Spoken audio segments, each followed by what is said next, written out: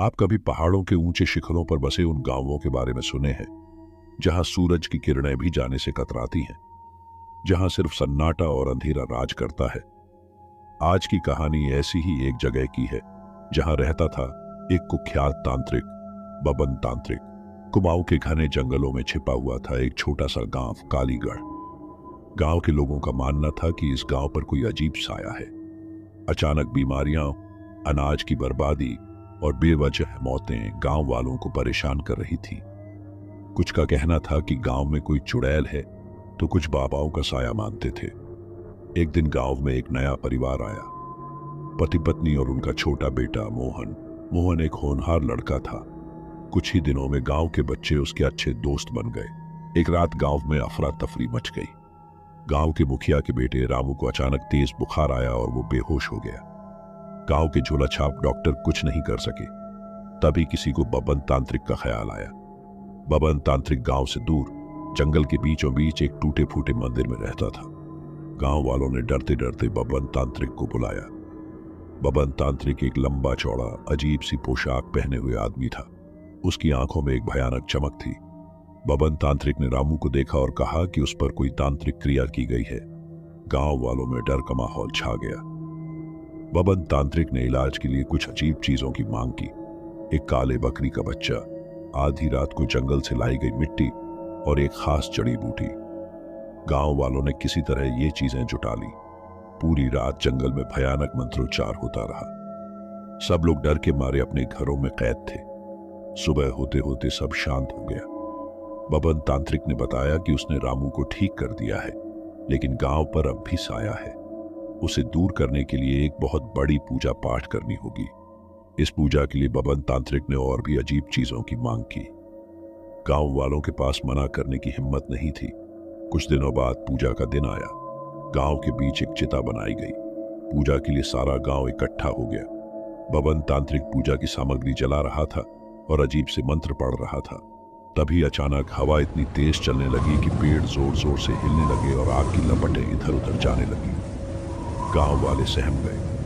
बबन तांत्रिक ने अपने मंत्र पढ़ना और तेज कर दिया। कुछ ही सेकंड में जमीन कांपने लगी और एक भयानक चीख जंगल से सुनाई दी। चीख इतनी खौफनाक थी कि गांव वालों के रोंगटे खड़े हो गए। डर के मारे गांव वाले जमीन पर गिर पड़े। बबन तांत्रिक हंसने लगा, एक ऐसा हंसना जो मानो किसी जानवर का हो। उसकी आंखें लाल हो गईं और चेहरा विकृत हो गया। अचानक चिता के बीच से एक काला धुआं उठा। धुआं इतना घना था कि कुछ भी दिखाई नहीं दे रहा था। गांव वाले घबराकर एक दूसरे का हाथ पकड़ने लगे। कुछ ही देर में धुआं छंटा। गांव वालों ने जो देखा उन्हें विश्वास नहीं हुआ। चिता पर खड़ा था बबन तांत्रिक, लेकिन वो पहले वाला बबन तांत्रिक नहीं था। उसका पूरा शरीर काला हो गया था और आंखों में अब चमक नहीं, बल्कि खौफनाक चमक थी। बबन तांत्रिक की आवाज अब पहले जैसी नहीं थी, बल्कि गहरी और खौफनाक थी। वह बोला, गांव पर साया हट गया है, लेकिन अब तुम्हें मेरी रक्षा करनी होगी। गांव वाले समझ नहीं पाए कि क्या हो रहा है। तभी बब्बन तांत्रिक ने बताया कि उसने जो पूजा की थी उससे वो किसी भयानक तांत्रिक शक्ति को बुला रहा था। वह शक्ति अब उसमें समा चुकी है और उसे गांव वालों की रक्षा के लिए उसकी सेवा करनी होगी। गांव वाले सहम गए। उन्हें समझ नहीं आ रहा था कि खुश हों या डरें। बब्बन तांत्रिक अब पहले वाला बब्बन तांत्रिक नहीं था, बल्कि एक खतरनाक तांत्रिक शक्ति का वाहक बन चुका था। कुछ दिनों बाद गांव में फिर से अजीब घटनाएं होने लगी। पशु गायब होने लगे और खेतों में अनाज बर्बाद होने लगा।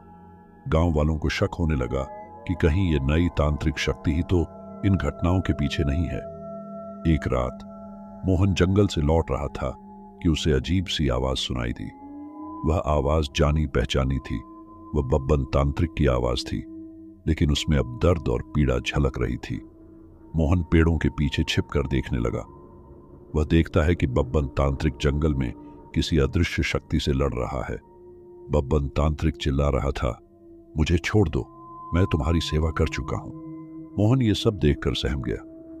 वह समझ गया कि गांव पर जो भी बुरा हो रहा है उसके पीछे ये अदृश्य शक्ति है जिसे बब्बन तांत्रिक कैद करना चाहता था। मोहन को अचानक याद आया कि गांव के बुजुर्गों ने बताया था कि कालीगढ़ गांव में कभी एक शक्तिशाली तांत्रिक रहता था जिसे किसी और तांत्रिक शक्ति ने वश में कर लिया था। क्या ये वही शक्ति तो नहीं है? तभी अचानक एक जोरदार चीख सुनाई दी। मोहन सहम कर पेड़ के पीछे से बाहर निकला। वह देखता है कि बब्बन तांत्रिक जमीन पर पड़ा हुआ है और उसकी आंखें हमेशा के लिए बंद हो चुकी हैं। अदृश्य शक्ति हवा में मौजूद थी और एक खौफनाक हंसी गूंज रही थी। मोहन को पता था कि अब गांव को बचाना उसकी जिम्मेदारी है। मोहन गांव वापस भागा और सबको यह भयानक घटना बताई। गांव वाले डर गए, लेकिन उनके पास हार मानने के अलावा कोई चारा नहीं था। मोहन ने गांव के बुजुर्गों से बात की और उस शक्तिशाली तांत्रिक के बारे में पूछा। बुजुर्गों ने बताया कि उस तांत्रिक को एक खास मंत्र से ही वश में किया जा सकता था, लेकिन वो मंत्र बहुत पुराना हो चुका है और अब उसे कोई याद नहीं रखता। मोहन ने हार नहीं मानी। वह जंगल में गया और उस मंदिर को ढूंढने की कोशिश करने लगा जहां वो तांत्रिक रहता था। कुछ दिनों की खोज के बाद मोहन को वो मंदिर मिल गया। मंदिर के अंदर मोहन को दीवार पर लिखा हुआ एक मंत्र मिला। वह मंत्र बमुश्किल पढ़ पाया, लेकिन उसने उसे याद कर लिया। अगली रात मोहन जंगल में उस जगह पर पहुंचा जहां बब्बन तांत्रिक का शव पड़ा था। उसने पूरे विश्वास के साथ वो मंत्र पढ़ना शुरू किया। धीरे धीरे जमीन कांपने लगी और हवा में एक भयानक चीख गूंजी। अदृश्य शक्ति कमजोर पड़ने लगी। मोहन ने मंत्र का जाप और तेज कर दिया। कुछ ही देर में एक तेज रोशनी चमकी और अदृश्य शक्ति हवा में गायब हो गई। मोहन थककर जमीन पर गिर पड़ा। उसने गांव को बचा लिया था। कुछ समय बाद गांव में फिर से शांति छा गई। मोहन गांव का हीरो बन गया। उसने बब्बन तांत्रिक की गलती को सुधारा था और गांव को बुरी शक्तियों से बचाया था। लेकिन मोहन को पता था कि कभी कभी बुराई को रोकने के लिए एक छोटी सी गलती करनी पड़ती है। कुछ साल बीत गए। गांव में शांति लौट आई थी। मोहन अब एक जवान आदमी बन चुका था, जिसे गांव का रक्षक माना जाता था। एक रात जंगल से एक जानी पहचानी सी आवाज गूंजी। यह हंसी बब्बन तांत्रिक की तरह थी, लेकिन उसमें कष्ट और पीड़ा झलक रही थी। मोहन चौकन्ना हो गया। वह तुरंत जंगल की ओर दौड़ा। हंसी धीरे धीरे तेज हो रही थी। पेड़ों के बीच पहुंचने पर उसे कुछ नहीं दिखा। हंसी भी रुक चुकी थी। अचानक उसके पैरों तले जमीन हिली। नीचे देखने पर एक काला निशान बन रहा था, बिल्कुल उसी तरह का जैसा बब्बन तांत्रिक के मरने के बाद बना था। मोहन घबरा गया। उसे समझ नहीं आ रहा था कि आखिर हो क्या रहा है। तभी मोहन को याद आया वह मंत्र। उसने झप करना शुरू किया, वही मंत्र जिसने अदृश्य शक्ति को वश में किया था। जैसे ही उसने मंत्र का जाप शुरू किया, जमीन फिर से कांपने लगी और हवा में एक भयानक गूंज सुनाई दी।